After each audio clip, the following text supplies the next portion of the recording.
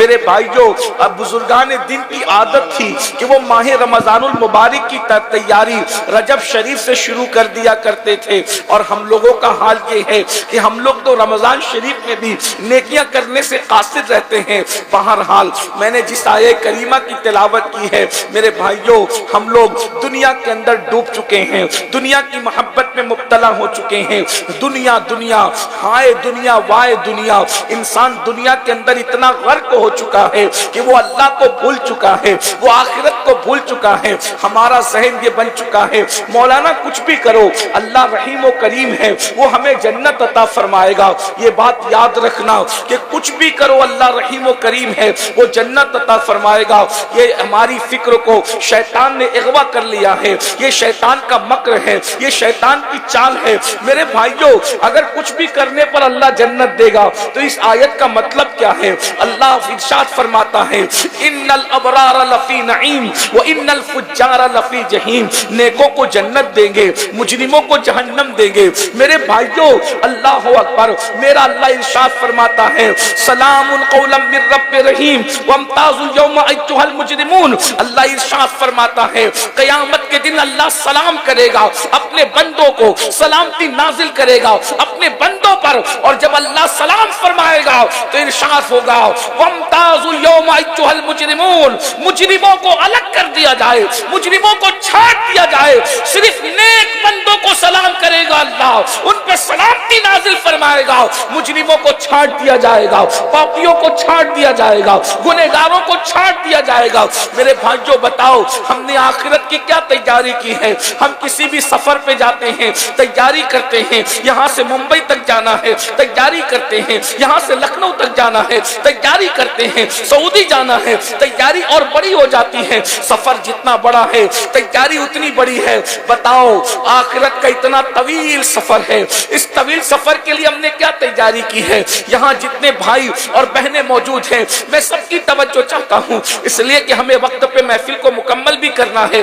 دھیان سے ایک ایک جملے کو سن لیں، اللہ کرے آپ کے دل و دماغ میں میرے جملے اتر جائیں، میرے بھی نجات کا سامان ہو، آپ کی بھی نجات کا سامان ہو۔ میرے بھائیو ذرا غور تو کریں، اتنا طویل سفر ہے، نہ جہاں دوست کام آنے والے ہیں، نہ جہاں ماں کام آنے والی ہے، نہ جہاں باپ کام آنے والا ہے، نہ جہاں بھائی کام آنے والا ہے، نہ جہاں خاندان اور قبیلہ کچھ کام نہیں آئے گا، نہ حسن کام آئے گا، نہ ڈگریاں کام آئے گی، کوئی کام نہیں آئے گا۔ میرا اللہ فرماتا ہے یا ایھا الذین آمنوا اتقوا اللہ ولتنظر نفس ما قدمت لغد، اے ایمان والو تم نے کل قیامت کے دن کے لیے کیا سرمایہ روانہ کیا ہے، کیا اعمال بھیجے ہیں، اس سلسلے میں فکر کرو، اس سلسلے میں غور کرو۔ بھائیو بتاؤ ہم نے کیا اعمال بھیجے ہیں، ہم نے کیا روانہ کیا ہے؟ ارشاد ہوتا ہے واتقوا اللہ، اللہ سے ڈرو، اور ارشاد ہوتا ہے ان اللہ خبیر بما تعملون، کہ بے شک اللہ تمہارے اعمال کی خبر رکھتا ہے۔ ہمارے پاس تو کوئی جنت کی سند نہیں ہے، کوئی جنت کی گارنٹی نہیں ہے، اس کے بعد بھی ہم آرام سے سو رہے ہیں، قہقہے لگا رہے ہیں، فلمیں دیکھی جا رہی ہیں، سیریل دیکھی جا رہی ہے، عورتوں پہ پاپ کی نظریں ڈالی جا رہی ہے، جوا کھیلا جا رہا ہے، کرکٹ دیکھی جا رہی ہے، گندی فلمیں دیکھی جا رہی ہے۔ میرے بھائیوں جن کو رسول اللہ نے جنت کی بشارتیں دی تھی ان لوگوں کا حال یہ تھا، وہ آخرت کو یاد کر کے روتے تھے۔ جنہوں نے آخرت کی تیاریاں کی تھی وہ آخرت کو یاد کر کے آنسو بہاتے تھے۔ آئیے میں آغاز کرتا ہوں افضل البشر بعد الانبیاء بالتحقیق سیدنا صدیق اکبر کی۔ اللہ اللہ، کون صدیق اکبر؟ اللہ اکبر، ربی کے مصلی کا پہلا امام، رسول اللہ پر ایمان لانے والوں میں صدیق اکبر اول۔ اللہ اکبر، اندازہ فرمائے حتیٰ کہ نبی پاک جس کو اپنے ساتھ ہجرت کے لیے ساتھ لے کر کے جائیں، اللہ اللہ، اپنے اور غار ثور کے اندر رسول اللہ سے پہلے صدیق اکبر پہنچے۔ وہ صدیق اکبر جس کو جو ہے نا قدرت جس کے شان میں قرآن کی کم و بیش 22 آیتیں نازل کرے، وہ صدیق اکبر جس کی منقبت لکھنے کے لیے اللہ کے رسول حسان بن ثابت کو حکم دے، اور میرے آقا علیہ السلام فرمائے، سرکار فرماتے ہیں اگر میری پوری امت کا بلکہ اہل زمین کے ایمان کو تولا جائے، اہل زمین کے ایمان کو تولا جائے تو سب کا ایمان ایک پنے میں رکھا جائے، اور ابو بکر کا ایمان ایک پڑنے میں رکھا جائے تو ابو بکر کا ایمان سارے لوگوں کے ایمان پر بھاری ہو جائے گا. مجھے بتاؤ جس کے ایمان کا حال یہ ہے کہ بلال کا ایمان، عمار کا ایمان، اویس قرنی کا ایمان، جس کے ایمان کا ایک حصہ ہو اسے صدیق اکبر کہا جاتا ہے، اس کے باوجود بھی صدیق اکبر رضی اللہ تعالیٰ عنہ پوری رات روتے ہیں یہ سوچ کر کے اللہ قیامت کے دن تو ابو بکر سے کیا پوچھے گا اور ابو بکر تجھے کیا جواب دے. ایک دن صبح کے وقت صدیق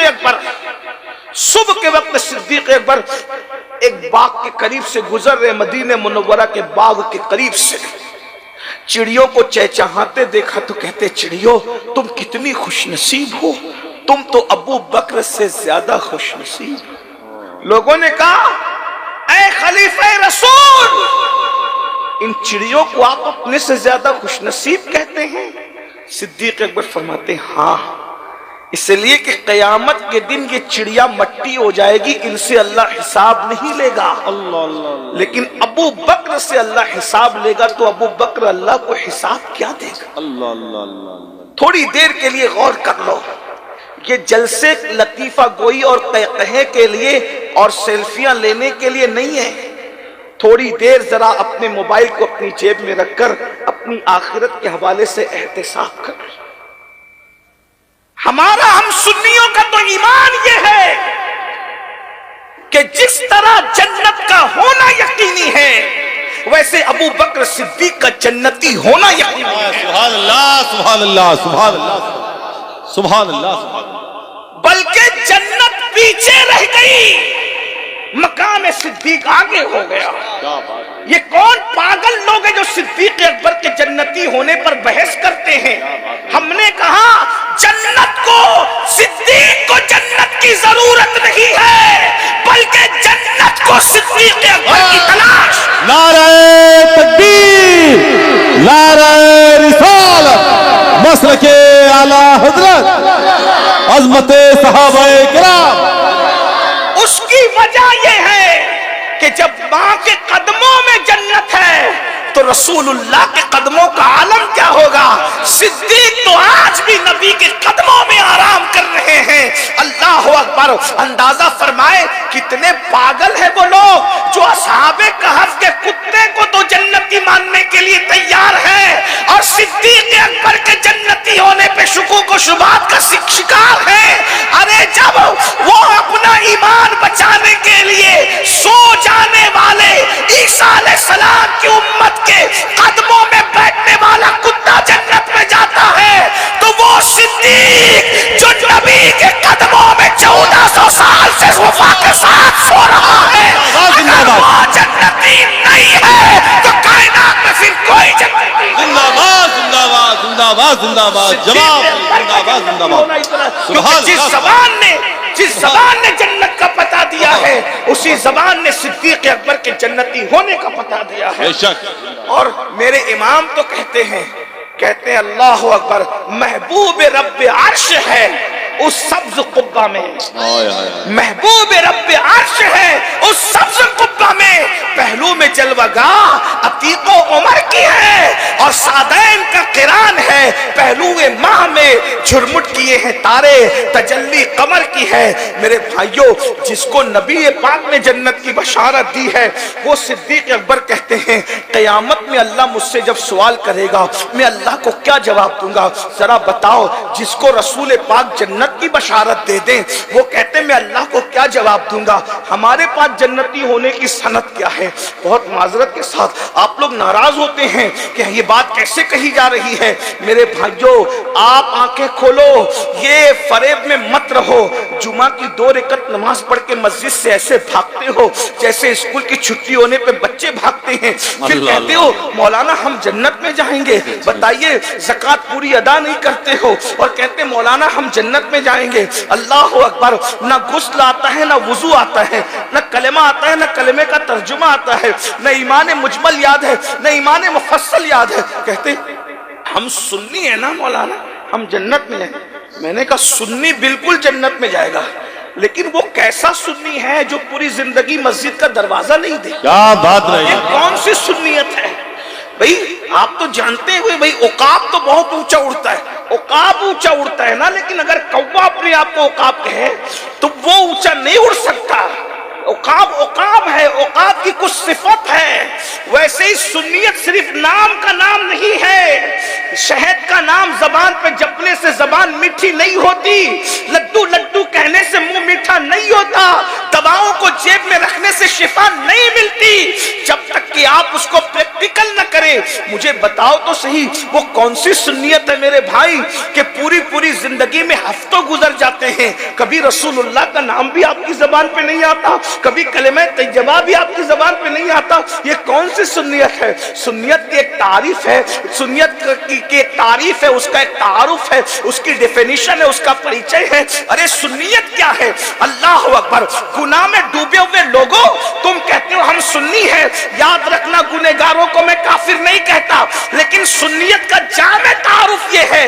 ارے گناہ تو اپنی جگہ، پاپ تو اپنی جگہ، امام کہتے ہیں انہیں جانا یہ سنیت ہے، انہیں جانا انہیں مانا، نہ رکھا غیر سے کام، نہ رکھا غیر سے کام۔ للہ الحمد میں دنیا سے مسلمان گیا، زندہ باد زندہ باد، سبحان اللہ۔ غیرت عشق رسول تو یہ ہے، نہ رکھا غیر سے کام، کسی سے کام نہیں رکھا۔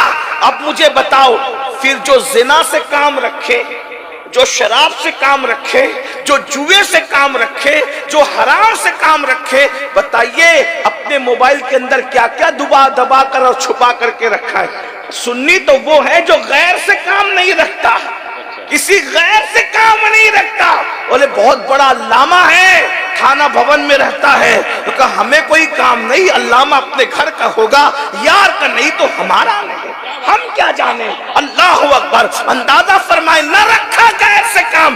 عاشق تو غیر سے کام نہیں رکھتا، اور ہم لوگ استغفر اللہ، کون سا وہ گناہ ہے جو ہماری زندگی میں نہیں؟ داڑیاں منڈا منڈا کر، کٹروں میں پھکوا کر رسول اللہ کے دل کو اذیت پہنچاتے ہو۔ کون سی عاشق رسول ہو؟ یقیناً عاشقوں کے لیے جنت ہے، مگر کوئی عاشق بن تو جائے۔ اللہ اللہ! یہ صدیق اکبر ہے، صدیق اکبر رضی اللہ تعالیٰ کہتے ہیں ابو بکر سے پوچھا جائے گا میں اللہ کو کیا جواب دوں گا؟ اور اس کے بعد یہ صدیق اکبر اور صدیق اکبر ایک جملہ کہا کرتے تھے، کاش میں ایک پرندہ ہوتا۔ یہ ان لوگوں کا خوف ہے قیامت کے لیے، کاش میں ایک پرندہ ہوتا، مجھے ذبح کر کے لوگ کھا جاتے اور بھول دیا بھلا دیا جاتا، میں بھولا بسرا ہو جاتا، تاکہ قیامت کے دن اللہ کی بارگاہ میں جواب دینے سے بچ جاتا۔ یہ صدیق اکبر آخرت کو سوچ رہے ہیں، اور فاروق اعظم ایک تنکا اٹھا کر کہتے ہیں کاش میں ایک تنکا ہوتا اور میں پیدا نہ کیا جاتا انسان کے شکل میں، تاکہ میں قیامت میں جواب دینے سے بچ جاتا۔ ایک مقام پر کہتے ہیں کاش کہ میں درخت ہوتا اور میں کاٹ دیا جاتا اور لوگ مجھے جلا کر میرا قصہ ختم کر دیتے، تاکہ اللہ کی بارگاہ میں جواب دینے سے بچ جاتا۔ بھائیو، اللہ کی بارگاہ میں جواب دینا کوئی آسان سی چیز تو نہیں ہے نا، کوئی آسان سی بات تو نہیں۔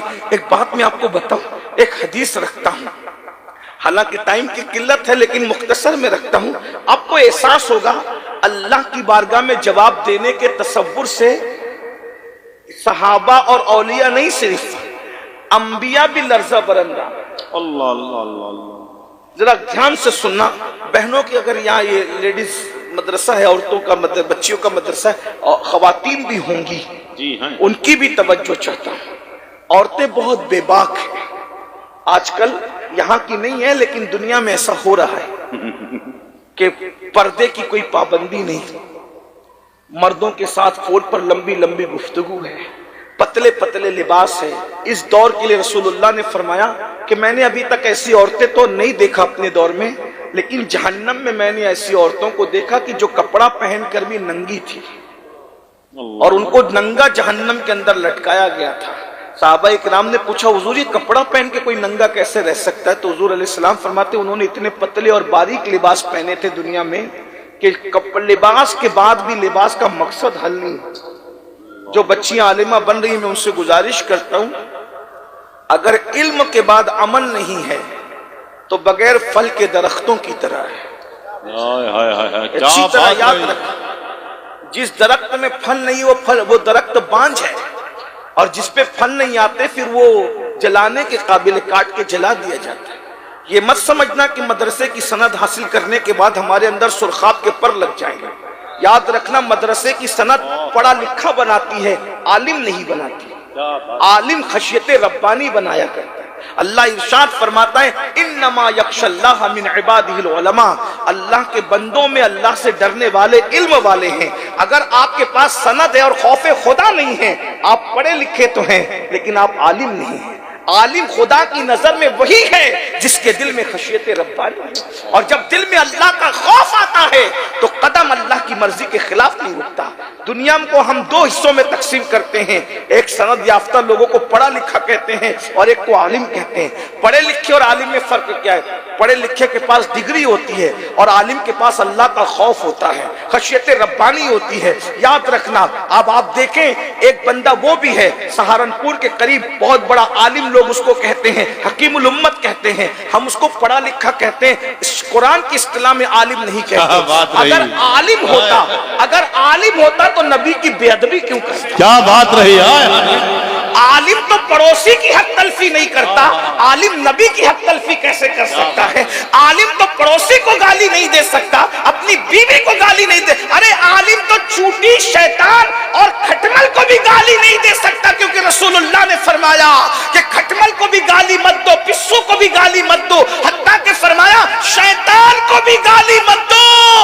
شیطان خبیث ہے مگر اس کی وجہ سے تم مومن اپنی زبان کو گندا نہ کرے، کیونکہ شیطان ہے، تم تو مومن ہو، تم تو انسان ہو، شیطان کی وجہ سے اپنی زبان کو۔ تو جب شیطان کو مومن گالی نہیں دیتا تو جس کے دل میں اللہ کا خوف ہے وہ نبی کو کیسے گالی دے سکتا ہے؟ دیکھو یہ پڑھے لکھے کی زبان ہے سند یافتہ کی، کہ وہ نبی کو بڑا بھائی کہہ رہا ہے، گاؤں کا چودھری کہہ رہا ہے، اور عالم جس کے دل میں اللہ کا خوف ہے اس کی بولی یہ ہے کہ تو بڑا بھیا کہہ کے نبی کو گالی دیتا ہے۔ ظالم، جب باپ بڑا بھیا نہیں ہو سکتا آدم کا بیٹا ہونے کی وجہ سے تو نبی بڑا بھیا کیسے ہو سکتا ہے؟ وہ پڑھا لکھا سند یافتہ کہہ رہا ہے بڑا بھیا گاؤں کا چودھری، اور جو عالم ہے جس کے دل میں اللہ کا خوف ہے وہ کہتا ہے بڑا بھیا چودھری نہیں، سرور کہوں کہ مالک و مولا کہوں تجھے، زندہ باد کہ مالک و مولا کہوں تجھے، باغ خلیل کا گل زیبا کہوں تجھے، ہرما نصیب ہوں تجھے امید کہ کہوں، ہرما نصیب ہوں تجھے امید کہ کہوں، مراد نہیں جانے مراد، کانے تمنا کہوں تجھے، جانے مراد کانے تمنا کہوں تجھے۔ اللہ نے تیرے جسم منور کی تابشیں، اے جانے جا میں جانے تجلا کہوں تجھے، کہہ لے جی سب کچھ ان کے سنا خان کی خاموشی، چپ ہو رہا یہ کہہ کے میں کیا کیا کہوں تجھے، کیا کیا کہوں تجھے، کیا کیا کہوں تجھے۔ ارے کیا کیا میں انسان حدیں توڑ دیتا ہے، لیکن جب خوف خدا ہوتا ہے تو کیا کیا میں بھی کیا حد بندی ہے، لیکن رضا نے ختم و سخن اس نے کر دیا، خالق کا بندہ خلق کا آقا۔ تکبیر، نعرہ رسالت، مسلک اعلی حضرت علامہ سید امین القادری صاحب۔ اللہ کا خوف ہونا ضروری ہے۔ میں قوم کی بیٹیوں سے بچیوں سے کہتا ہوں کہ اپنے دل میں اللہ کا خوف اور خشیت ایسے پیدا کرو کہ لوگ یہ کہیں کہ اپنی بہو بنانا ہے تو کسی عالمہ کو بنائیں گے، کیونکہ یہ ساس کی حق تلفی نہیں کرتی، یہ دیورانیوں کی حق تلفی نہیں کرتی، یہ جٹھانیوں کی حق تلفی نہیں کرتی، یہ بچوں کے حقوق ادا کرتی ہے، بچوں کو کی اچھی تربیت کرتی ہے۔ میری بہنوں، میں آپ سے توجہ چاہتا ہوں، یاد رکھنا اللہ کا خوف ضروری ہے، خدا کی خشیت ضروری ہے۔ بات دور نہ نکل جائے، میں اپنے عنوان کی طرف آ جاتا ہوں۔ میرے آقا صلی اللہ علیہ وآلہ وسلم کے پیارے دیوانوں، دیکھو اللہ کو جواب دینے کا تصور کیا ہے۔ آپ بہت اچھے سے سن رہے ہیں، اس لیے میں حوصلہ کر رہا ہوں بولنے کا، دھیان سے سننا، بہنوں کی بھی توجہ۔ آج کل لوگ کہتے ہیں بچیاں مرتد ہو رہی ہے غربت کی وجہ سے، بھوک کی وجہ سے، جلدی شادی نہ ہونے کی وجہ سے۔ میں کہتا ہوں یہ سب چیزیں نہیں ہیں، تربیت کا فقدان ہے، علم کا فقدان ہے، اس لیے ایسا ہو رہا ہے، ورنہ آج جتنی غربت ہے اس سے زیادہ غربت پہلے تھی۔ اور میں کس کی غربت کا ذکر کروں، سب کو چھوڑو، کائنات کا سب سے مالدار، سب سے بڑا انسان دولت کے اعتبار سے جو ہے وہ ہمارے عقیدے میں اللہ کے رسول علیہ السلام کی ذات ہے. ان سے پہلے نہ اتنا مالدار کوئی ہوا، نہ ان کے بعد اب قیامت تک کوئی ہو سکتا ہے. اس کی دلیل میرے امام کتنے خوبصورت انداز میں کہتے، کیونکہ غوث و خواجہ و رضا آپ نے کانفرنس رکھی ہے، تو میں چونکہ اب میرا عنوان ہے اصلاح معاشرہ ہی، میں چاہتا ہوں کہ اپنی قوم کو کچھ بات دے کر کے اپنی بھی اصلاح کروں، اور ساتھ جو ٹاپک آپ نے دیا اس کو بھی ساتھ ساتھ لے لوں. امام کہتے ہیں نبی کتنے مالدار ہے، کہتے ہیں کریم ایسا ملا کہ جس کے، نبی کتنے مالدار ہیں، کریم ایسا ملا کہ جس کے کھلے ہیں ہاتھ اور بھرے خزانے، خزانے بھرے ہوئے ان کے. کریم ایسا ملا کہ جس کے کھلے ہیں ہاتھ اور بھرے خزانے، بتاؤ اے مفلسوں کے پھر کیوں تمہارا دل اضطراب میں. اور ایک مقام پر فرماتے ہیں مالک کونین ہے. توجہ ہے آپ کی، موبائل والے بھائیوں آپ کی توجہ ہے. ہاں بیان ریکارڈ ہو رہا ہے، آپ کو بعد میں مل جائے گا. آپ جب ریکارڈ کرتے ہیں تو پوری توجہ ریکارڈنگ کی طرف ہوتی ہے، تقریر کی طرف نہیں ہوتی. آپ میں سے اکثر لوگ سن رہے ہیں ماشاءاللہ. میں بات آگے بڑھاؤں نا. امام کیا کہہ رہے ہیں، کہتے ہیں اللہ اکبر، مالک کونین ہے گو پاس کچھ رکھتے نہیں. مالک کونین ہے گو پاس کچھ رکھتے نہیں، دو جہاں کی نعمتیں ہیں ان کے خالی ہاتھ میں. زندہ باد زندہ باد. بھئی خالی ہاتھ تو ایک محاورہ بھی ہے نا. خالی ہاتھ کیا کہتے ہیں، ہم بولتے ہیں نا، بلکہ ہم تو لغت کے اعتبار سے بھی کبھی کبھی بات کرتے ہیں نا. کہتے ہیں، کیا کہتے ہیں، ارے جامعہ معینیہ میں گئے تو اتنا اچھا جلسہ تھا، اتنا اچھا جلسہ تھا، اتنا اچھا جلسہ تھا کہ خالی ان کے سوا اتنا اچھا جلسہ کسی نے نہیں کیا. خالی کا مطلب کیا ہوا، صرف صرف صرف امسال خالی جامعہ معینیہ کا جلسہ بہت زیادہ اچھا رہا. یعنی اسی طریقے سے کہتے ہیں ارے بھائی وہ اتنا خوبصورت ہے، اتنا کہ خالی اس کے سوا اتنا خوبصورت کوئی ہے ہی نہیں. اس طرح کی بات ہے. خالی کا ایک مطلب ہوتا ہے صرف، صرف خالی صرف کے معنی میں بھی استعمال ہوتا ہے. امام کیا کہہ رہے ہیں، دو جہاں کی نعمتیں ہیں ان کے خالی ہاتھ میں. یعنی صرف دو جہاں کی نعمتیں کسی کے ہاتھ میں ہیں تو وہ ہاتھ مصطفیٰ جان رحمت کے ہاتھ میں. ان کے ہاتھوں کے سوا کسی کا ہاتھ کا یہ کمال ہی نہیں ہے کہ دونوں جہان کی نعمتیں اس کے ہاتھ میں. کیا بات رہی، زندہ باد خالی انہی کے ہاتھ میں ہے. سبحان اللہ. تو اتنے مالدار ہستی کا ذکر کر لیتے اور بات ختم کرتے. ہمیں جواب دہی کا تصور ختم ہو گیا. راتیں عیاشوں میں گزر رہی ہے، آوارگی میں گزر رہی ہے، حسن کا مس یوز ہے، دولت کا مس یوز ہے، جوانی کا مس یوز ہے. امام منذری رحمت اللہ علیہ ایک روایت لکھتے ہیں جس کو اپنے الفاظ کے جامع میں آپ کے سامنے رکھتا ہوں. بہنوں کی خاص توجہ. اللہ کے رسول علیہ الصلوۃ والتسلیم مدینہ منورہ میں شروع تشریف لے گئے. ابتدائی ایام ہے اللہ کے رسول صلی اللہ علیہ وآلہ وسلم کے مدینہ منورہ. ابتدائی سے مراد یعنی 2-4 سال ہو چکے ہیں، بالکل ابتدا کی بات نہیں. ایسے میں ہوا یہ ہے میرے بھائیوں کہ اللہ کے رسول علیہ الصلوۃ والتسلیم نے دیکھا کہ دوپہر کی بالکل کڑکتی ہوئی اور چلچلاتی ہوئی دھوپ میں سیدنا صدیق اکبر فاروق اعظم دھوپ میں کھڑے رہ ہو کر کوئی بات کر رہے ہیں، آپس میں ڈسکس کر رہے ہیں. اتنے میں اللہ کے رسول صلی اللہ علیہ وآلہ وسلم گھر سے باہر آئے اور دونوں کو سلام کیا. جب سلام کیا تو دونوں یاروں نے سرکار سے اس کے ہمارے ماں باپ آپ پہ قربان میرے آقا، اس چلچلاتی دھوپ میں کیا کام آ گیا، آپ اتنی دھوپ میں گھر سے باہر آئے. تو اللہ کے رسول علیہ السلام نے فرمایا تم لوگ اس دھوپ میں کیا کر رہے ہو؟ تو دونوں نے عرض کیا ہمارے ماں باپ آپ پہ قربان، حضور ہمارے گھر میں کئی دن سے 3 دن 4 دن 5 دن جو بھی کہا چولہا نہیں جلا اور اب بھوک برداشت کے باہر ہے، تو میں دھوپ میں نکلا تھا کہ کھانا کھا لوں گا کسی کے گھر جا کے. تو بھائی عمر بھی مل گئے اور ان کا بھی یہی دکھ ہے کہ ان کے گھر میں بھی کئی دن سے چولہا نہیں جلا، تو چاہتے تھے کہ کسی کے گھر جا کے کھائیں. حضور ہمیں بھوک باہر لائی ہے، لیکن حضور آپ کس وجہ سے باہر آئے ہیں؟ تو میرے آقا علیہ السلام نے فرمایا جو بھوک تمہیں باہر لائی ہے وہی بھوک اللہ کے رسول کو بھی باہر لائی ہے. 1 مہینہ ہو گیا ہے میرے گھر میں چولہا نہیں جلا۔ یہ اللہ کے رسول کے گھر کا، دنیا کا سب سے مالدار انسان، سب سے مالدار ہستی، آقا فرماتے میرے گھر میں 1 مہینہ ہوا چولہا نہیں جلا۔ اب بھوک جو ہے شدت کی ہے، تو میں نے چاہا کسی صحابی کو شرف بخشوں تاکہ ان کے گھر جا کے کھانا کھایا جائے۔ صحابہ کی آنکھوں میں آنسو تھے، دونوں یاروں کی آنکھوں میں۔ ایک صحابی کے باغ میں گئے، ان کو پتا چلا کہ حضور علیہ السلام کو بھوک لگی ہے۔ اللہ کے رسول کے سامنے انہوں نے کھجوریں رکھی اور کہا حضور انتظار کریں، میں ابھی بکری کا سالن بناتا ہوں۔ بکری ذبح کی، گوشت تیار کیا، کھانا بنایا، کھانا لا کے سامنے رکھا۔ اللہ کے رسول کبھی کھانے کو دیکھتے ہیں، کبھی میزبان کا چہرہ دیکھتے ہیں، کبھی کھانے کو دیکھتے ہیں، کبھی میزبان کا چہرہ دیکھتے ہیں۔ میزبان نے کہا حضور نوش فرمائے، حضور یا رسول اللہ تناول فرمائے، حضور ملاحظہ فرمائے۔ میرے آقا علیہ السلام نے فرمایا کہ جتنے دن سے میں بھوکا ہوں اتنے ہی دن سے میری بیٹی فاطمہ بھی بھوکی ہے۔ کھانا دیکھ کر مجھے میری بیٹی فاطمہ کی یاد آ گئی ہے کہ فاطمہ کو بھوک لگی ہوگی اور میں کھا لوں۔ اگر آپ اجازت دیں تو میں بیٹی فاطمہ کے گھر کھانا پہنچا دوں۔ اور اس کے بعد پھر کیا ہوا، انہوں نے کہا یا رسول اللہ ہم بھی آپ کے ہیں اور یہ کھانا بھی آپ کا ہے، حضور آپ جس کو چاہیں عطا کر دیں۔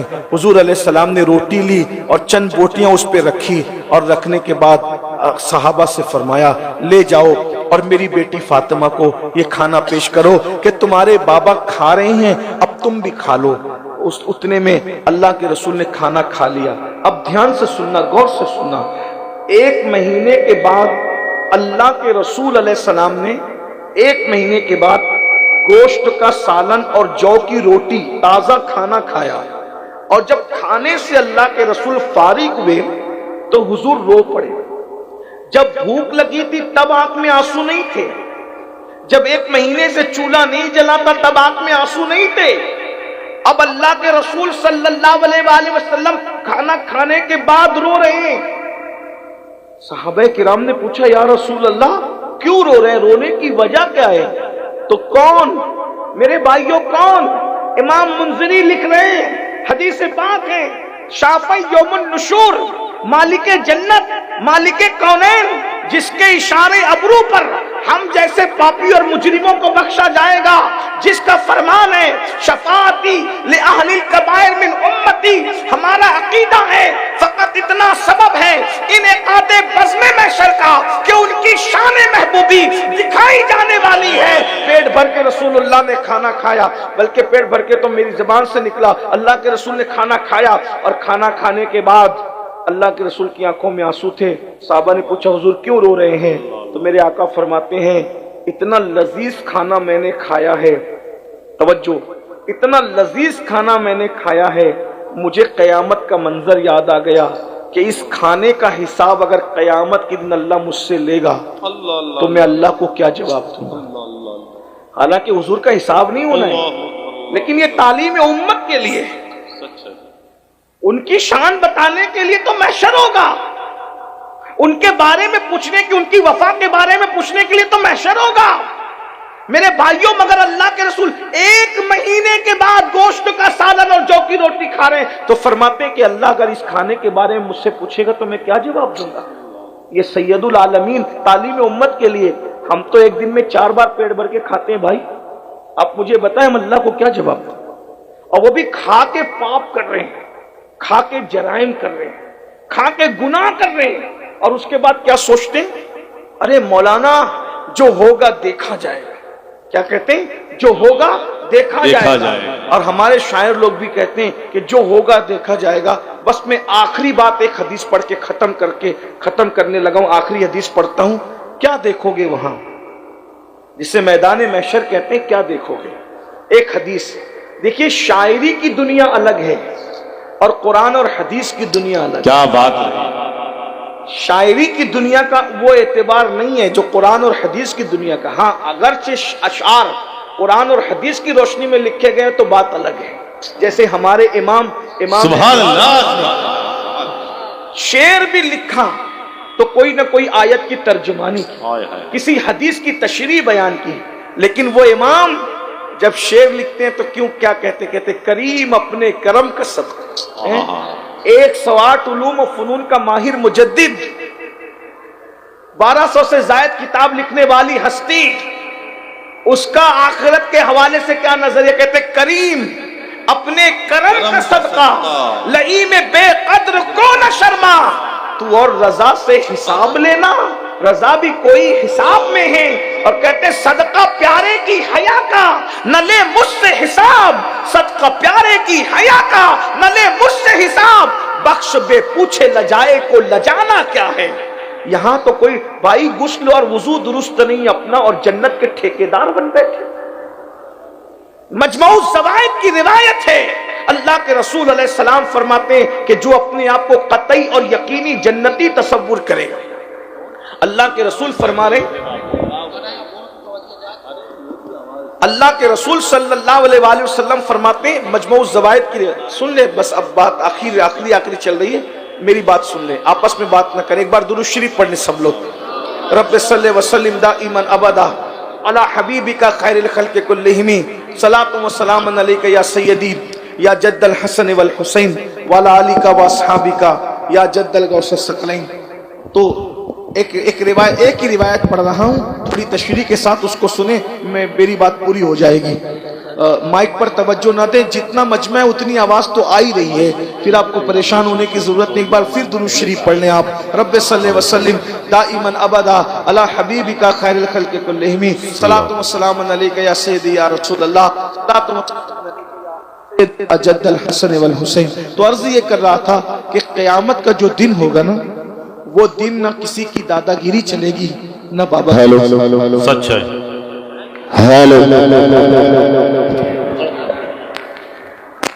अब क्या ठीक कर रहे हो, बयान खत्म होने का वक्त हो गया है। दुरूद शरीफ पढ़िए। अल्लाहुम्मा सल्ली अला सय्यिदना शफीअना मौलाना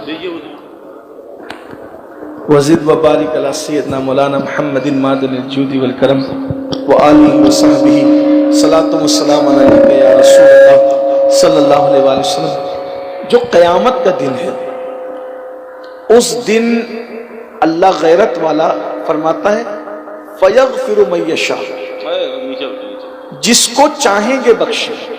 ध्यान देना, जिसको चाहेंगे बख्शे। अब यहां नाम नहीं कि अमीनुल कादरी को बख्शेंगे, फुला को बख्शेंगे, नाम नहीं।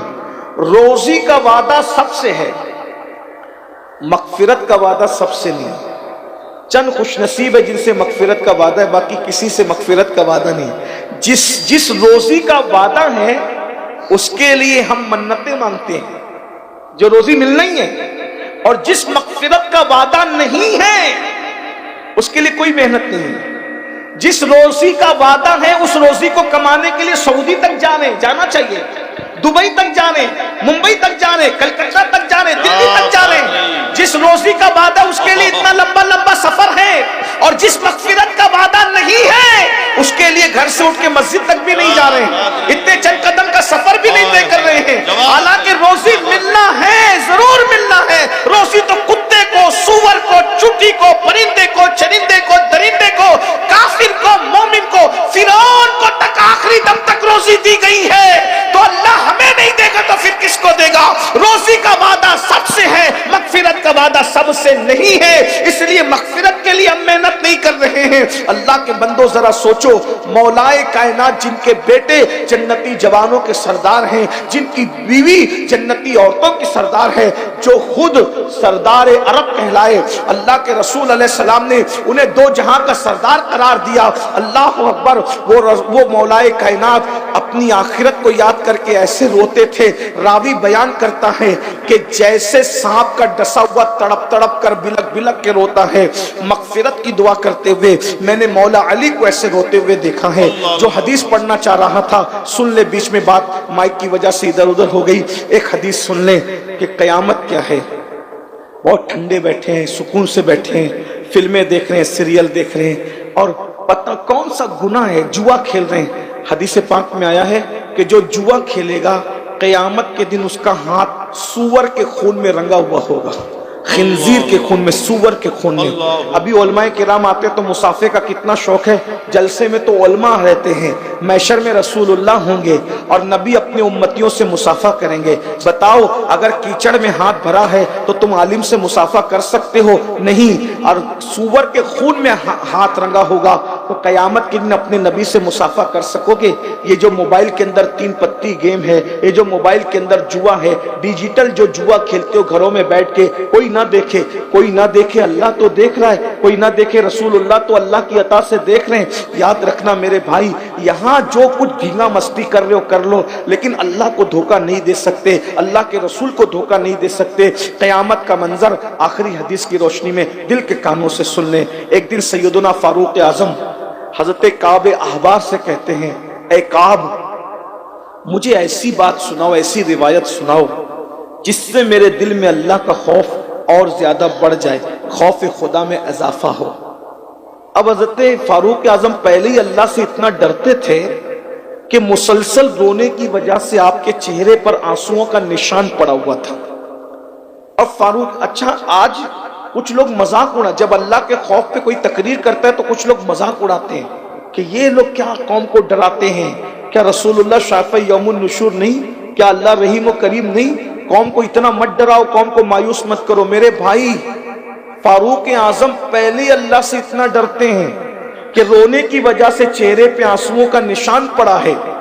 और अब हजरत काब जो ताबई हैं और जो तौरात, इंजील और जबूर के आलिम हैं, उनको कह रहे कि मैं, मुझे ऐसी बातें सुनाओ जिससे मेरे दिल में अल्लाह का डर मजीद पैदा हो।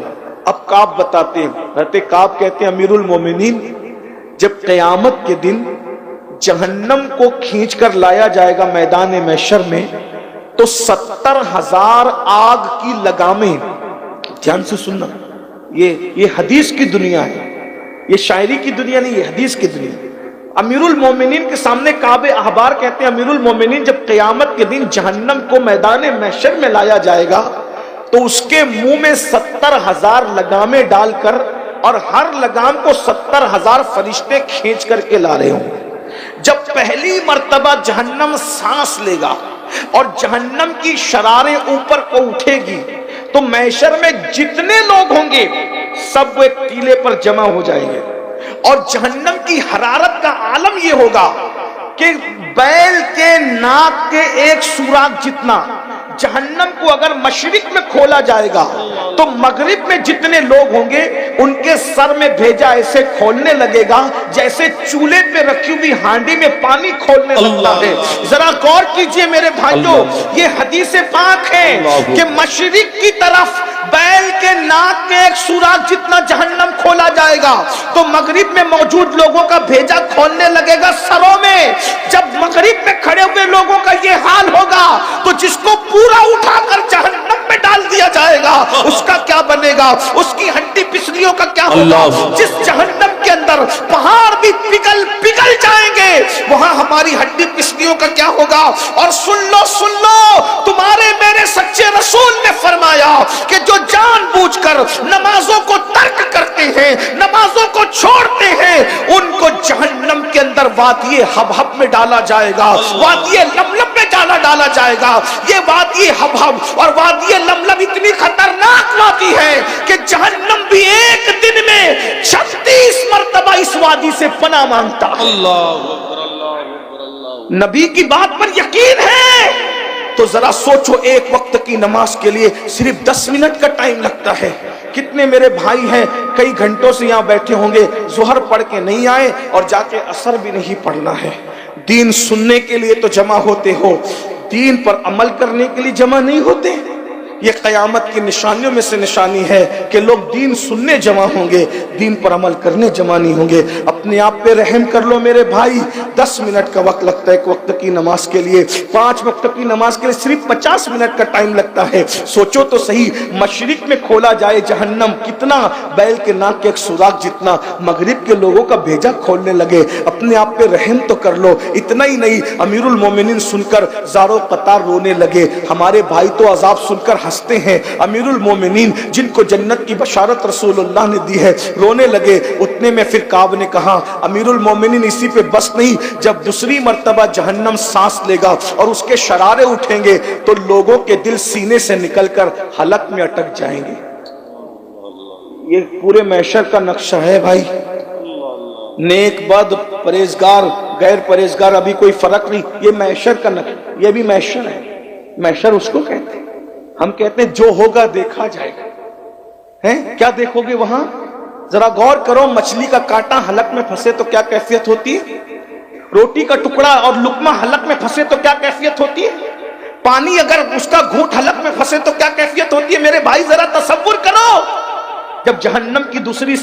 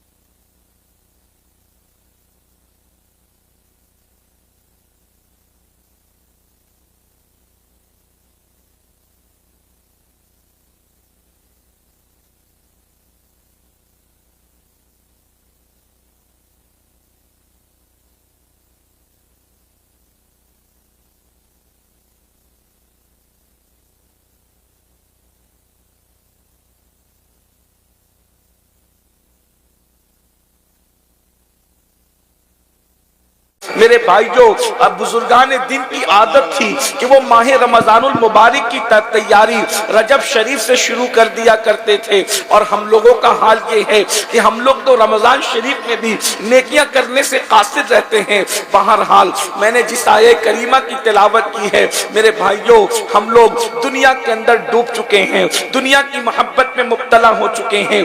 दुनिया दुनिया हाय दुनिया वाय दुनिया, इंसान दुनिया के अंदर इतना गर्क हो चुका है कि वो अल्लाह को भूल चुका है, वो आखिरत को भूल चुका है। हमारा ज़हन ये बन चुका है मौलाना कुछ भी करो अल्लाह रहीम व करीम है, वो हमें जन्नत अता फरमाएगा। ये बात याद रखना कि कुछ भी करो अल्लाह रहीम व करीम है, वो जन्नत अता फरमाएगा। ये हमारी फिक्र को शैतान ने अगवा कर लिया है, ये शैतान का मक्र है, ये शैतान की चाल है। मेरे भाइयों, अगर कुछ भी करने पर अल्लाह जन्नत देगा तो इस आयत का मतलब क्या है? अल्लाह इरशाद फरमाता है इन्नल अबरार लफी नईम व इन्नल फुज्जार लफी जहीम, नेकों को जन्नत देंगे, मुजरिमों को जहन्नम देंगे। मेरे भाइयों अल्लाह अकबर, मेरा अल्लाह इरशाद फरमाता है सलामुन कौलम मिर रब्बिर रहीम वमताजुल यौमा अय्युहल मुजरिमून। अल्लाह इरशाद फरमाता है क़यामत के दिन अल्लाह सलाम करेगा, अपने बंदों को सलामती नाजिल करेगा अपने बंदों पर। और जब अल्लाह सलाम फरमाएगा तो इरशाद होगा वमताजुल यौमा अय्युहल मुजरिमून, मुजरिमों को अलग कर दिया जाए, मुजरिमों को छाट दिया जाए, सिर्फ नेक बंदों को सलाम करेगा अल्लाह, उन पे सलामती नाजिल फरमाएगा, मुजरिमों को छाट दिया जाएगा, पापियों को छाट दिया जाएगा, गुनहगारों को छाट दिया जाएगा। मेरे भाइयों बताओ हमने आखिरत की क्या तैयारी की है? हम किसी भी सफर पे जाते हैं, तैयारी करते हैं, यहाँ से मुंबई तक जाना है, तैयारी کرتے ہیں, یہاں سے لکھنؤ تک جانا ہے, تیاری کرتے ہیں, سعودی جانا ہے, تیاری اور بڑی ہو جاتی ہے. سفر جتنا بڑا ہے تیاری اتنی بڑی ہے. بتاؤ آخرت کا اتنا طویل سفر ہے, اس طویل سفر کے لیے ہم نے کیا تیاری کی ہے؟ یہاں جتنے بھائی اور بہنیں موجود ہیں میں سب کی توجہ چاہتا ہوں, اس لیے کہ ہمیں وقت پہ محفل کو مکمل بھی کرنا ہے. دھیان سے ایک ایک جملے کو سن لیں, اللہ کرے آپ کے دل و دماغ میں میرے جملے اتر جائیں, میرے بھی نجات کا سامان ہو, آپ کی بھی نجات کا سامان ہو. میرے بھائیوں ذرا غور تو کریں, اتنا طویل سفر ہے, نہ جہاں دوست کام آنے والے ہیں, نہ جہاں ماں کام آنے والی ہے, نہ جہاں باپ کام آنے والا ہے, نہ جہاں بھائی کام آنے والا ہے, نہ جہاں خاندان اور قبیلہ کچھ کام نہیں آئے گا, نہ حسن کام آئے گا, نہ ڈگریاں کام آئے گی, کوئی کام نہیں آئے گا. میرا اللہ فرماتا ہے یا ایھا الذین آمنوا اتقوا اللہ ولتنظر نفس ما قدمت لغد. اے ایمان والو, تم نے کل قیامت کے دن کے لیے کیا سرمایہ روانہ کیا ہے, کیا اعمال بھیجے ہیں, اس سلسلے میں فکر کرو, اس سلسلے میں غور کرو. بھائیو بتاؤ ہم نے کیا اعمال بھیجے ہیں, ہم نے کیا روانہ کیا ہے؟ ارشاد ہوتا ہے واتقوا اللہ, اللہ سے ڈرو, اور ارشاد ہوتا ہے ان اللہ خبیر بما تعملون, کہ بے شک اللہ تمہارے اعمال کی خبر رکھتا ہے. ہمارے پاس تو کوئی جنت کی سند نہیں ہے, کوئی جنت کی گارنٹی نہیں ہے, اس کے بعد بھی ہم آرام سے سو رہے ہیں, قہقہے لگا رہے ہیں, فلمیں دیکھی جا رہی ہیں, سیریل دیکھی جا رہی ہے, عورتوں پہ پاپ کی نظریں ڈالی جا رہی ہے, جوا کھیلا جا رہا ہے, کرکٹ دیکھی جا رہی ہے, گندی فلمیں دیکھی جا رہی ہے. میرے بھائیوں جن کو رسول اللہ نے جنت کی بشارتیں دی تھی ان لوگوں کا حال یہ تھا, وہ آخرت کو یاد کر کے روتے تھے. جنہوں نے آخرت کی تیاریاں کی تھی وہ آخرت کو یاد کر کے آنسو بہاتے تھے. آئیے میں آغاز کرتا ہوں افضل البشر بعد الانبیاء بالتحقیق سیدنا صدیق اکبر کی. اللہ اللہ, کون صدیق اکبر؟ اللہ اکبر, ربی کے مصلی کا پہلا امام, رسول اللہ پر ایمان لانے والوں میں صدیق اکبر اول. اللہ اکبر, اندازہ فرمائے حتیٰ کہ نبی پاک جس کو اپنے ساتھ ہجرت کے لیے ساتھ لے کر کے جائیں, اللہ اللہ, اپنے اور غار ثور کے اندر رسول اللہ سے پہلے صدیق اکبر پہنچے. وہ صدیق اکبر جس کو جو ہے نا قدرت جس کے شان میں قرآن کی کم و بیش 22 آیتیں نازل کرے, وہ صدیق اکبر جس کی منقبت لکھنے کے لیے اللہ کے رسول حسان بن ثابت کو حکم دے, اور میرے آقا علیہ السلام فرمائے, سرکار فرماتے ہیں اگر میری پوری امت کا بلکہ اہل زمین کے ایمان کو تولا جائے, اہل زمین کے ایمان کو تولا جائے تو سب کا ایمان ایک پڑھنے میں رکھا جائے, اور ابو بکر کا ایمان ایک پڑھنے میں رکھا جائے تو ابو بکر کا ایمان سارے لوگوں کے ایمان پر بھاری ہو جائے گا. مجھے بتاؤ جس کے ایمان کا حال یہ ہے کہ بلال کا ایمان, عمار کا ایمان, اویس قرنی کا ایمان, جس کے ایمان کا ایک حصہ ہو اسے صدیق اکبر کہا جاتا ہے, اس کے باوجود بھی صدیق اکبر رضی اللہ تعالیٰ عنہ پوری رات روتے ہیں یہ سوچ کر کے اللہ قیامت کے دن تو ابو بکر سے کیا پوچھے گا اور ابو بکر تجھے کیا جواب دے. ایک دن صبح کے وقت صدیق اکبر ایک باغ کے قریب سے گزر رہے, مدینہ منورہ کے باغ کے قریب سے چڑیوں کو چہچہاتے دیکھا تو کہتے چڑیوں تم کتنی خوش نصیب ہو, تم تو ابو بکر سے زیادہ خوش نصیب. لوگوں نے کہا اے خلیفہ رسول, ان چڑیوں کو آپ اپنے سے زیادہ خوش نصیب کہتے ہیں؟ صدیق اکبر فرماتے ہیں ہاں, اس لیے کہ قیامت کے دن یہ چڑیا مٹی ہو جائے گی, ان سے اللہ حساب نہیں لے گا. لیکن ابو بکر سے اللہ حساب لے گا, تو ابو بکر اللہ کو حساب کیا دے گا؟ تھوڑی دیر کے لیے غور کر لو, یہ جلسے لطیفہ گوئی اور قہقہے کے لیے اور سیلفیاں لینے کے لیے نہیں ہے. تھوڑی دیر ذرا اپنے موبائل کو اپنی جیب میں رکھ کر اپنی آخرت کے حوالے سے احتساب کر. ہمارا ہم سنیوں کا تو ایمان یہ ہے کہ جس طرح جنت کا ہونا یقینی ہے ویسے ابو بکر صدیق کا جنتی ہونا یقینی ہے. سبحان اللہ, سبحان اللہ, سبحان اللہ, سبحان اللہ. بلکہ جنت پیچھے رہ گئی, مقام صدیق آگے ہو گیا۔ یہ کون پاگل لوگ ہیں جو صدیق اکبر کے جنتی ہونے پر بحث کرتے ہیں؟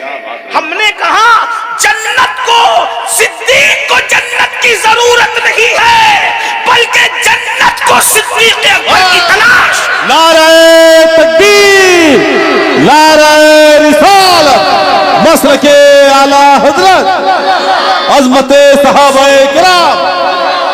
اس کی وجہ یہ ہے کہ جب ماں کے قدموں میں جنت ہے تو رسول اللہ کے قدموں کا عالم کیا ہوگا؟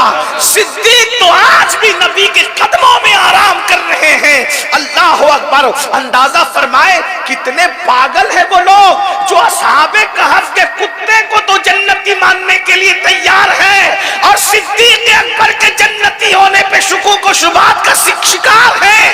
ارے جب وہ اپنا ایمان بچانے کے لیے سو جانے والے عیسیٰ علیہ السلام کی امت کے قدموں میں بیٹھنے والا کتا جنت میں جاتا ہے تو وہ صدیق جو نبی کے قدموں میں 1400 سال سے وفا کے ساتھ سو رہا ہے، اگر وہ جنتی نہیں ہے تو کائنات میں پھر کوئی جنتی نہیں۔ زندہ باد، زندہ باد، زندہ باد، زندہ باد، جواب، زندہ باد، زندہ باد۔ کیونکہ جس زبان نے جنت کا پتہ دیا ہے اسی زبان نے صدیق اکبر کے جنتی ہونے کا پتہ دیا ہے۔ بے شک۔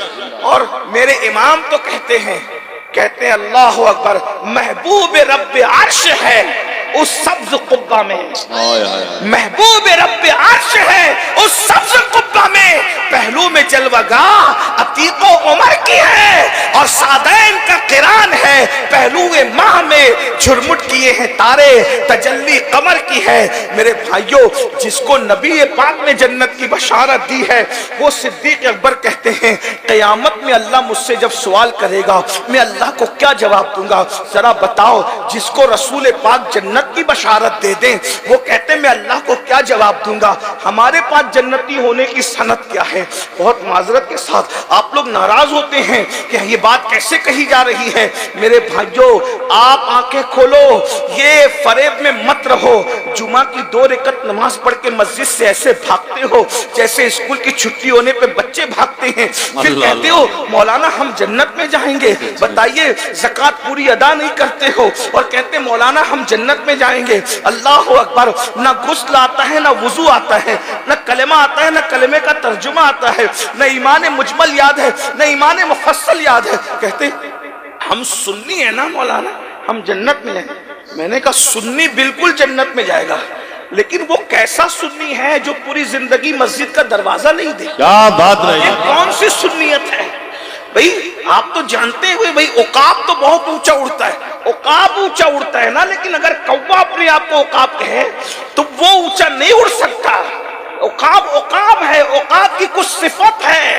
ویسے ہی سنیت صرف نام کا نام نہیں ہے، شہد کا نام زبان پہ جپنے سے زبان میٹھی نہیں ہوتی، لڈو لڈو کہنے سے منہ میٹھا نہیں ہوتا، دواؤں کو جیب میں رکھنے سے شفا نہیں ملتی جب تک کہ آپ اس کو پریکٹیکل نہ کریں۔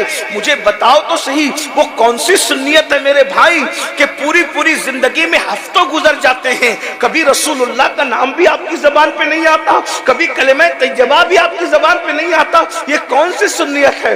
سنیت کی ایک تعریف ہے، سنیت کی ایک تعریف ہے، اس کا ایک تعارف ہے، اس کی ڈیفینیشن ہے، اس کا پریچے ہے۔ ارے سنیت کیا ہے؟ اللہ اکبر! گناہ میں ڈوبے ہوئے لوگوں، تم کہتے ہو ہم سنی ہیں، یاد رکھنا گنہگاروں کو میں کافر نہیں کہتا، لیکن سنیت کا جامع تعارف یہ ہے۔ ارے گناہ تو اپنی جگہ، پاپ تو اپنی جگہ، امام کہتے ہیں انہیں جانا یہ سنیت ہے، انہیں جانا انہیں مانا، نہ رکھا غیر سے کام، نہ رکھا غیر سے کام، للہ الحمد میں دنیا سے مسلمان گیا۔ زندہ باد، زندہ باد، سبحان اللہ۔ غیرت عشق رسول تو یہ ہے، نہ رکھا غیر سے کام، کسی سے کام نہیں رکھا۔ اب مجھے بتاؤ، پھر جو زنا سے کام رکھے، جو شراب سے کام رکھے، جو جوئے سے کام رکھے، جو حرام سے کام رکھے، بتائیے اپنے موبائل کے اندر کیا کیا دبا کر اور چھپا کر کے رکھا ہے؟ سنی تو وہ ہے جو غیر سے کام نہیں رکھتا، کسی غیر سے کام نہیں رکھتا۔ بولے بہت بڑا علامہ ہے، थाना भवन में रहता है, तो कहा हमें कोई काम नहीं, अल्लामा अपने घर का होगा, यार का नहीं तो हमारा नहीं, हम क्या जाने। अल्लाह अकबर। अंदाजा फरमाए न रखा गैर से काम, आशिक तो गैर से काम नहीं रखता। और हम लोग अस्तगफिरुल्लाह, कौन सा वो गुनाह है जो हमारी जिंदगी में नहीं। दाढ़ियां मुंडा कर कटरों में फिकवा कर रसूलुल्लाह के दिल को अजियत पहुंचाते हो। कौन सी आशिक रसूल हो। यकीनन आशिकों के लिए जन्नत है, मगर कोई आशिक बन तो जाए। अल्लाह अल्लाह। ये सिद्दीक अकबर है। सिद्दीक अकबर रज़ी अल्लाह ताला कहते हैं अबू बकर से पूछा जाएगा, मैं अल्लाह को क्या जवाब दूंगा। और उसके बाद ये सिद्दीक अकबर और सिद्दीक अकबर एक जुमला कहा करते थे, काश मैं एक परिंदा होता। ये इन लोगों का खौफ है क़यामत के लिए। काश मैं एक परिंदा होता, मुझे ज़बा करके लोग खा जाते और भूल दिया भुला दिया जाता, मैं भूला बिसरा हो जाता, ताकि क़यामत के दिन अल्लाह की बारगाह में जवाब देने से बच जाता। ये सिद्दीक अकबर आखिरत को सोच रहे हैं। और फारूक आजम एक तिनका उठा कर कहते हैं, काश मैं एक तिनका होता और मैं पैदा न किया जाता इंसान के शक्ल में, ताकि मैं क़यामत में जवाब देने से बच जाता। एक मकाम पर कहते हैं काश कि मैं दरख्त होता और मैं काट दिया जाता और लोग मुझे जलाकर मेरा किस्सा खत्म कर देते, ताकि अल्लाह की बारगाह में जवाब देने से बच जाता। भाइयों, अल्लाह की बारगाह में जवाब देना कोई आसान सी चीज तो नहीं है ना, कोई आसान सी बात तो नहीं। एक बात मैं आपको बताऊं, एक हदीस रखता हूं, हालांकि टाइम की किल्लत है लेकिन मुख्तसर में रखता हूं।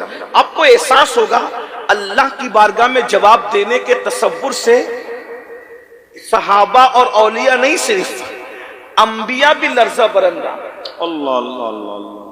जरा ध्यान से सुनना बहनों की, अगर यहाँ ये लेडीज मदरसा है, औरतों का बच्चियों का मदरसा है और खवातीन भी होंगी जी हैं, उनकी भी तवज्जो चाहता हूं। औरतें बहुत बेबाक हैं आजकल, यहाँ की नहीं है लेकिन दुनिया में ऐसा हो रहा है कि पर्दे की कोई पाबंदी नहीं, मर्दों के साथ फोन पर लंबी लंबी गुफ्तगू है, पतले पतले लिबास है।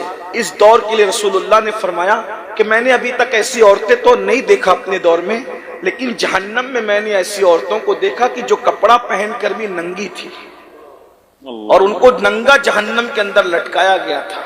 साहबा इकराम ने पूछा, हुजूर ये कपड़ा पहन के कोई नंगा कैसे रह सकता है? तो हुजूर अलैहिस्सलाम फरमाते उन्होंने इतने पतले और बारीक लिबास पहने थे दुनिया में कि लिबास के बाद भी लिबास का मकसद हल नहीं। जो बच्चियां आलिमा बन रही, मैं उनसे गुजारिश करता हूं, अगर इल्म के बाद अमल नहीं है तो बगैर फल के दरख्तों की तरह है। अच्छी तरह याद रख, जिस दरख्त में फल नहीं वो दरख्त बांझ है, और जिस पे फल नहीं आते फिर वो जलाने के काबिल काट के जला दिया जाता है। ये मत समझना कि मदरसे की सनद हासिल करने के बाद हमारे अंदर सुर्खात के पर लग जाएंगे। याद रखना, मदरसे की सनद पढ़ा लिखा बनाती है, आलिम नहीं बनाती। आलिम खशियत रब्बानी बनाया करता है। अल्लाह इरशाद फरमाता है, इन्नमा यख्शल्लाह मिन इबादिहिल उलमा, अल्लाह के बंदों में अल्लाह से डरने वाले इल्म वाले हैं। अगर आपके पास सनद है और खौफे खुदा नहीं है, आप पढ़े लिखे तो हैं लेकिन आप आलिम नहीं हैं। आलिम खुदा की नजर में वही है जिसके दिल में खशियत रब्बानी है, और जब दिल में अल्लाह का खौफ आता है तो कदम अल्लाह की मर्जी के खिलाफ नहीं उठता। दुनिया को हम दो हिस्सों में तकसीम करते हैं, एक सनद याफ्ता लोगों को पढ़ा लिखा कहते हैं और एक को आलिम कहते हैं। पढ़े लिखे और आलिम में फर्क क्या है? पढ़े लिखे के पास डिग्री होती है और आलिम के पास अल्लाह का खौफ होता है, खशियत रब्बानी होती है। याद रखना, अब आप देखें एक बंदा वो भी है सहारनपुर के करीब, बहुत बड़ा आलिम, लोग उसको कहते हैं हकीमुल उम्मत कहते हैं, हम उसको पढ़ा लिखा कहते हैं। कुरान की इस्तिलाह में आलिम नहीं कहते। अगर आलिम होता तो नबी की बेअदबी क्यों करता? क्या बात रही है। आलिम तो पड़ोसी की हक तलफी नहीं करता, आलिम नबी की हक तलफी कैसे कर सकता है? आलिम तो पड़ोसी को गाली नहीं दे सकता, अपनी बीवी को गाली नहीं दे। अरे आलिम तो चूटी, शैतान और खटमल को भी गाली नहीं दे सकता, क्योंकि रसूलुल्लाह ने फरमाया कि खटमल को भी गाली मत दो, पिस्सू को भी गाली मत दो, हत्ता के फरमाया शैतान को भी गाली मत दो। शैतान खबीस है मगर उसकी वजह से तुम मोमिन अपनी जबान को गंदा न करे, क्योंकि शैतान है, तुम तो मोमिन हो, तुम तो इंसान हो, शैतान की वजह से अपनी जबान को। तो जब शैतान को मोमिन गाली नहीं देता तो जिसके दिल में अल्लाह का खौफ है वो नबी को कैसे गाली दे सकता है। देखो ये पढ़े लिखे की जबान है, सबब याफ्ता की, कि वो नबी को बड़ा भाई कह रहा है, गांव का चौधरी कह रहा है, और आलिम जिसके दिल में अल्लाह का खौफ है उसकी बोली ये है कि तू बड़ा भैया कह के नबी को गाली देता है जालिम। जब बाप बड़ा भैया नहीं हो सकता आदम का बेटा होने की वजह से, तो नबी बड़ा भैया कैसे हो सकता है। वो पढ़ा लिखा सनद याफ्ता कह रहा है बड़ा भैया गांव का चौधरी, और जो आलिम है जिसके दिल में अल्लाह का खौफ है वो कहता है बड़ा भैया चौधरी नहीं सरवर कहूं कि मालिक को मौला कहूं तुझे, जिंदाबाद कि मालिक को मौला कहूं, बागे खलील का गुले ज़ैबा कहूं तुझे, हिरमा नसीब हूं तुझे उम्मीद के कहूं, हिरमा नसीब हूं तुझे उम्मीद के कहूं, मुराद नहीं जाने मुराद, काने तमन्ना कहूं तुझे, जाने मुराद काने तमन्ना कहूं तुझे। अल्लाह रे तेरे जिस्मे मुनव्वर की ताबिशें, ऐ जाने जा मैं जाने तजल्ला कहूं तुझे, कह लेगी सब कुछ उनके सना खाती खामोशी, चुप